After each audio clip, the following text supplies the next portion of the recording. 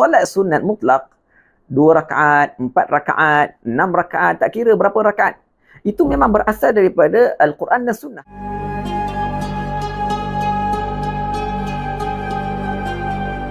Assalamualaikum warahmatullahi wabarakatuh. Alhamdulillah wassalatu wassalamu ala Rasulillah wa alihi wa sahbihi wa man walah. Allah manfa'na bima 'allamtana wa 'allimna ma yanfa'una wa zidna 'ilman wa alhiqna bi ibadikas salihin. Rabbi shrah li sadri wa yassir li amri wa hlul 'uqdatam min lisani yafqahu qawli, amma ba'd. Alhamdulillah, tuan-tuan dan puan-puan dan para peserta penonton kita semua yang dirahmati Allah sekalian, alhamdulillah bertemu lagi kita dalam sesi jawapan ke atas kritikan-kritikan yang telah diajukan oleh Pak Cik kita, Pak Cik Hafiz hadahullah subhanahu wa ta'ala. Jadi dalam video beliau pernah kritik tentang salat sunat yang dibaca dalamnya surah Al-Fath, amalan malam pertama bulan Ramadan. Baik, jadi dia sebut di dalam kitab Sirajul Munir tertulis fit tatawwu' dalam salat sunat, tak ada sebut 4 rakaat. Mana datang 4 rakaat itu?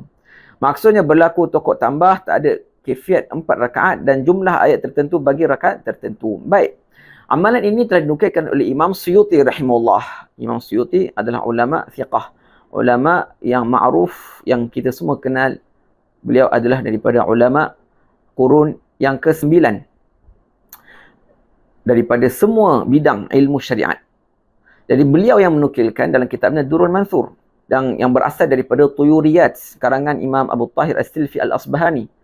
Dan Tuyuriyat itu nisbah kepada pengarang yang asal, iaitu Abul Husain As-Sayrafi At-Tuyuri, wafat pada tahun 500 Hijrah.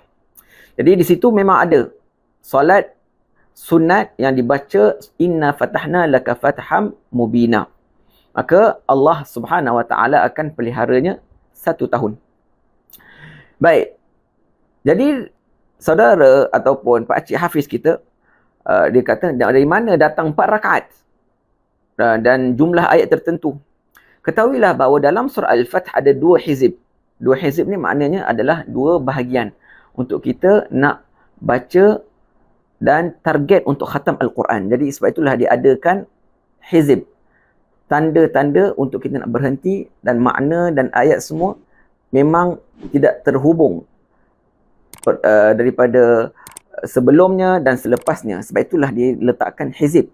Sebab kalaulah ada orang target untuk mengkhatamkan Al-Quran kemudian dia berhenti di tempat yang mana tak sepatutnya dia berhenti kerana ada lagi sambungan setelah itu, maka itu dari sudut ulama tajwid ia adalah satu aib, satu kekurangan.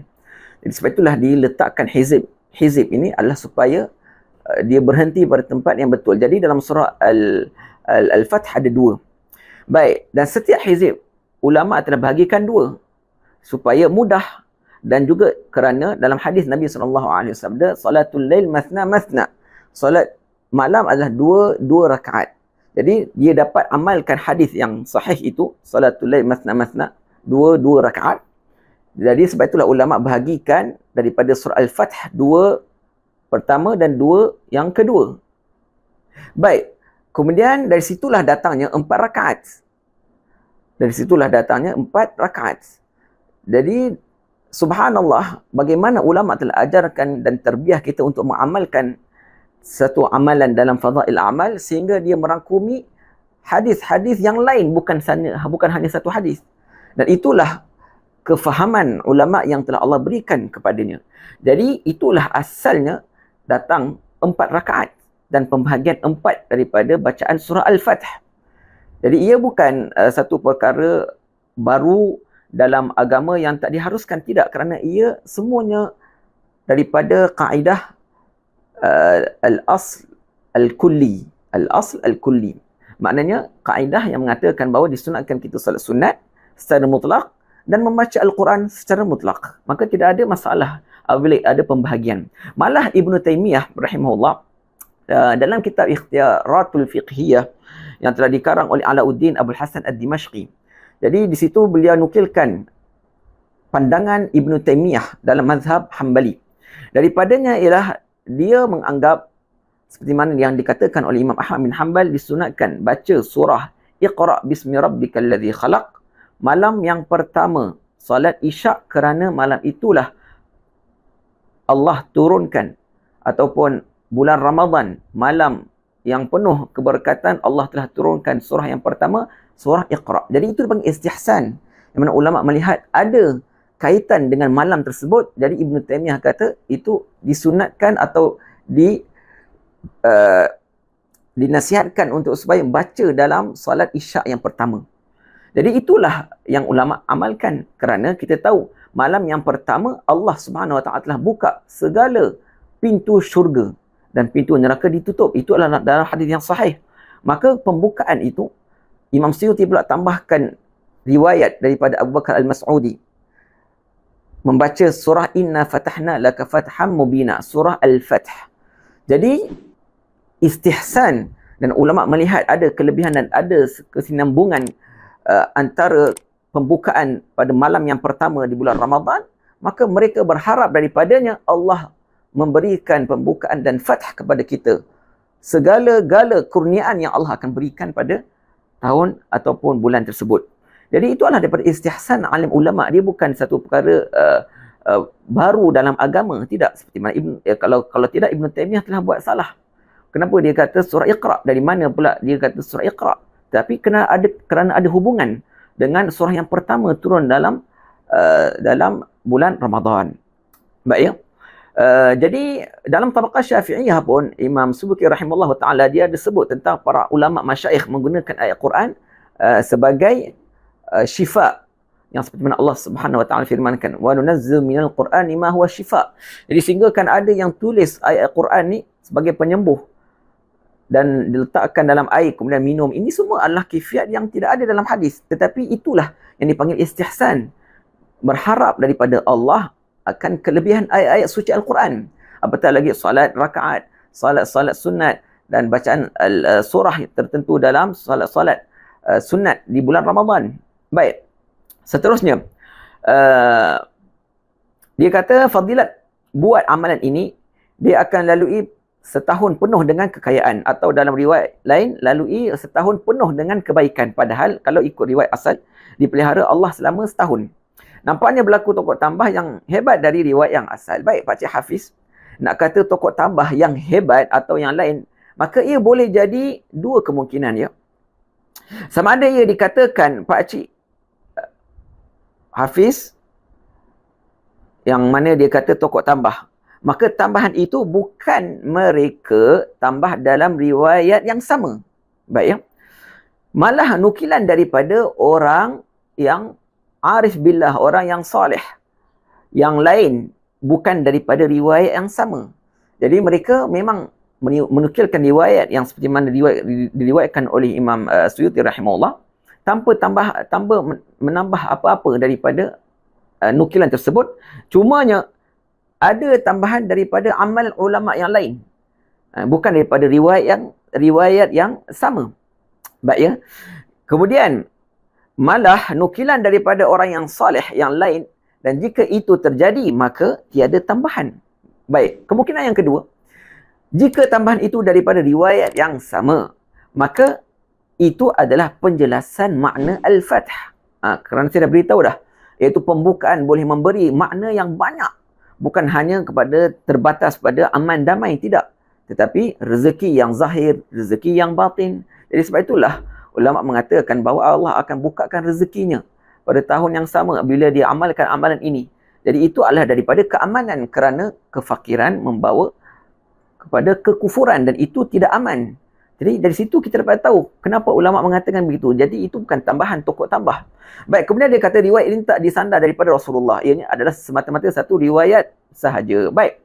Maka saya dah beritahu tadi, Imam Suyuti telah sebut dalam Durrul Mansur, dan juga Imam Khatib Syarbini dalam kitab tafsirnya Sirajul Munir, dan ulama lain. Jadi seolah-olah mereka ni dipersalahkanlah oleh Pak Cik Hafiz. Sedangkan mereka tak sandarkan kepada sabdaan Nabi. Mereka tak kata pun qala Rasulullah. Baik. Maknanya mereka telah fahami untuk berhati-hati dalam meriwayatkan satu riwayat. Dan itulah cara ulama dalam memerhatikan, dalam menukilkan riwayat, suatu riwayat. Baik. Dan sebenarnya kalau kita lihat Imam Ghazali rahimahullah, sebenarnya saya selalu dengar daripada guru-guru saya. Imam Ghazali kalau kita lihat Ihya Ulumuddin, banyak riwayat-riwayat yang beliau nukilkan memang ada asalnya daripada Sahih Bukhari, Sahih Muslim dan juga Kutubus Sunan dan semua daripada Sahih Ibn Khuzaimah, Ibn Hibban dan Abu Ya'la dan sebagainya. Jadi memang beliau berpendapat bahawa menukilkan hadis secara taklid daripada gurunya yang pakar dalam bidang tersebut adalah harus. Jadi Imam Suyuti telah nukilkan ataupun Imam Khatib Syarbini telah nukilkan riwayat ini daripada Abu Bakar Al-Mas'udi. Kalau kita lihat perawi-perawi itu memang ada antara mereka adalah perawi Sahihul Bukhari. Jadi mereka adalah thiqah. Mereka adalah orang yang dipercayai, yang diambil daripadanya agama. Jadi tak mungkin mereka menukilkan satu riwayat semata-mata daripada pandangan dan mereka punya perasaan ataupun ilham. Tidak. Jadi ini adalah bersanad daripada perawi-perawi yang dipercayai. Baik ya. Jadi daripada sini kita dapat tahu bahawa apabila perawi yang meriwayatkan bukanlah perawi kadzab, menipu, maka di situ kita boleh ambil dan kita tak boleh tolak serta-merta. Baik. Dan apabila tak disandarkan kepada perkataan Rasulullah, itulah dipanggil berhati-hati dalam menukilkan agama. Baik, itu jelas. Baik, jadi tidak ada masalah. Dan sebab itulah ulama telah menukilkan dan mengamalkan sehingga sekarang. Baik ya. Baik, seterusnya Encik Hafiz kata, bila kita nak menganjurkan satu amalan dengan kaifiat dan fadilat tertentu, hendaklah ia berasal dari sumber wahyu Al-Quran dan hadis. Betul. Mesti kena berasal dari kitab dan sunnah. Dan solat sunat mutlak, 2 rakaat, 4 rakaat, 6 rakaat, tak kira berapa rakaat. Itu memang berasal daripada Al-Quran dan sunnah. Baca 1 surah, setengah surah, 2 surah, 4 surah pun berasal daripada Al-Quran dan sunnah. Jadi tidak ada percanggahan. Baik ya. Kemudian dia kata, kalau nak amal hadis daif, jumhur ulama mereka kata mereka telah letakkan banyak syarat. Salah satunya, hendaklah ia merupakan sabda Rasulullah. Dalam lafaz hadis ada qala Rasulullah. Baik.